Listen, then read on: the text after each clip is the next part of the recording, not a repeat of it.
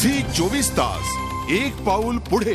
नागपूर महानगरपालिकेचा 2013-2014चा अर्थसंकल्प सादर झाला। अर्थसंकल्प सादर होताना नागपूरचे नगरसेवक मात्र गाढ झोपेत असल्याचं चित्र सभागृहात पाहायला मिळालं। काही नगरसेवक मोबाईलवर बोलण्यात मग्न होते तर काही पान मसाला खाण्यात मग्न असल्याचं चित्र दिसत होतं। महत्त्वाचं म्हणजे निद्राधित नगरसेवक केवळ सत्ताधारीच नाही तर विरोधी पक्षाचेही होते।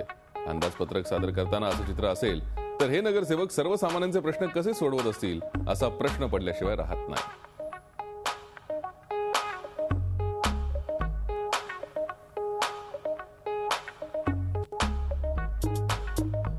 मी या गोष्टींकडे महापौरांचं बसून लक्ष वेधलं होतं की बा आपल्याच भागावरचे लोक या बजेटच्या संदर्भात एकंदरीत सिरियस नाहीत आणि सभागृहात तसं वातावरण सुद्धा नाही हे दिसायला मिळालं आणि मी तसं लक्ष वेधले होतं। दुर्दैवी वाटतंय त्याच्यात काय आता या बजेटमध्ये नवं काहीच नाही, सगळ्यांना माहीत आहे जुनंच बजेट आहे तर ते तरी कुठे लक्ष देणार आहे।